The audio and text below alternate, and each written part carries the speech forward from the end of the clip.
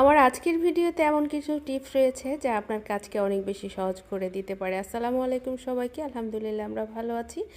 আশা করি আপনারাও ভালো আছেন। যে যেখান থেকে দেখছেন সম্পূর্ণ ভিডিওটি দেখার জন্য আমন্ত্রণ রইল। এখানে আমি কলমে বেশ কিছু দাগ দিয়ে নিয়েছি একটা সাদা সুতি কাপড়ের মধ্যে, তার মধ্যে দিয়ে দিলাম একটি হেক্সিসল। দেখতেই পাচ্ছেন হেক্সিসল দেওয়ার সাথে সাথে কিন্তু কালিটা একদম ছড়িয়ে গেছে। এটা যদি এখন আমি নর্মাল পানিতে ধুয়ে নিই তাতেই করে কিন্তু এই কালিটা উঠে যাবে। এখানে কিন্তু কোনো রকম ডিটারজেন্ট ব্যবহার করার কোনো প্রয়োজন নেই।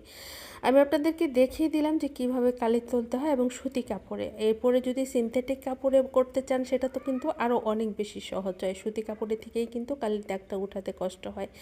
আর এরপরে যে টিপসটা শেয়ার করব, যাদের কলের পানিতে অনেক বেশি আয়রন, জগ, গ্লাস, প্লেট সব কিছু আয়রনের কারণে লালচে হয়ে যায়, এই আয়রনটা আপনি লবণ এবং লেবুর সাহায্যে খুব সহজেই কিন্তু উঠিয়ে নিতে পারবেন। আমি অফ ক্যামেরায় কিন্তু লবণ লেবু দিয়ে জগটা মেজে নিচ্ছি এবং দেখাবো আপনাদেরকে যে কী পরিমাণ পরিষ্কার হয়েছে। দেখতেই পাচ্ছেন বিন্দু পরিমাণ দাগ নেই। যদি আপনার হাতের কাছে লেবু না থাকে সেক্ষেত্রে কিন্তু আপনি লবণ আর গরম পানি দিয়ে এটা পরিষ্কার করতে পারেন। লবণ আর গরম পানি দিয়ে যদি কিছুক্ষণ রেখে দেন, এরপরে যখন আপনি ভিম বার দিয়ে একটু মাজা দিবেন, দেখবেন যে জগ, গ্লাস, মগ, আপনার থালা বাটি যাই কিছু হোক না কেন এই লালচে দাগটা একদমই উপরে উঠে চলে যাবে।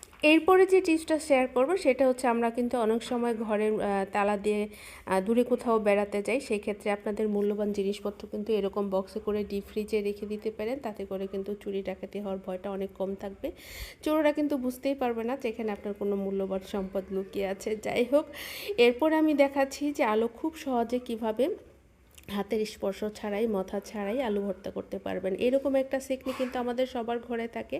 আলু সিদ্ধ করার পরে ছুরির সাহায্যে 2 ভাগ করে নেন এবং এই সেকনির মধ্যে আলুটা চেপে দেন। দেখবেন আলুগুলি ন্যাশ হয়ে নিচে নেমে গেছে আর সিকলাগুলি হাতে থেকে গেছে।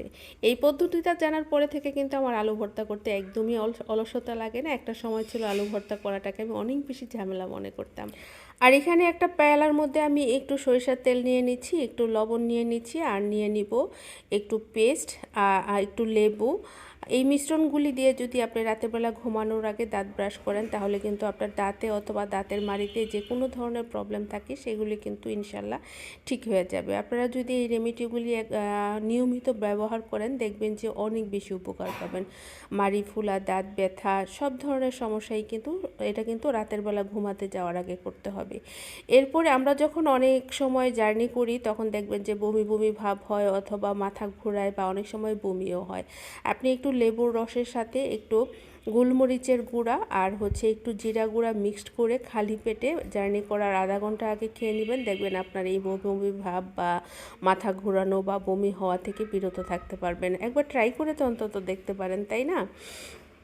আচ্ছা, যাই হোক, এরপরে আমি আপনাদের সাথে যেটা শেয়ার করব সেটা হচ্ছে, ফ্রিজে দীর্ঘদিন মাছ মাংস থাকলে কিন্তু যে কোনো মাছ যে কোনো মাংস হতে পারে, সেটা হাঁসের মাংস, খাসির মাংস, যে কোনো মাছ আপনি যদি একটু লবণ, লেবু আর হচ্ছে হালকা গরম পানি দিয়ে 20 মিনিট ভিজিয়ে রেখে নর্মাল পানিতে ভালো করে ধুয়ে রান্না করেন, দেখবেন যে আপনি কিন্তু মাছের যে একটা বা মাংসের যে একটা ব্যাড স্মেল, সেই স্মেলটা কিন্তু থাকবে না। এই টিপসটাও কিন্তু একদম 100% কার্যকরী। আর পেঁয়াজ কাটতে যাদের চোখ জ্বালা করে তাদের উদ্দেশ্যে বলতেছি, পেঁয়াজগুলি হেল্পিং হ্যান্ড অথবা আপনার ঘরের অন্য সদস্যদের দিয়ে ছিলিয়ে নিচে একটা টিস্যু দিয়ে বক্সে করে নর্মাল ফ্রিজে রেখে দিবেন।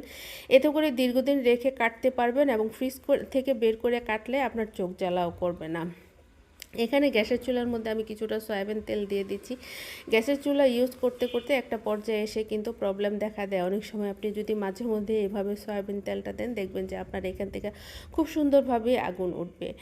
আর এটাও আপনি একবার ট্রাই করে দেখতে পারেন। আমার এই ধরনের টিপস জাতীয় ভিডিও যদি আপনাদের ভালো লেগে থাকে, একটু ফেসবুক থেকে দেখে থাকলে ফলো দিয়ে যাবেন।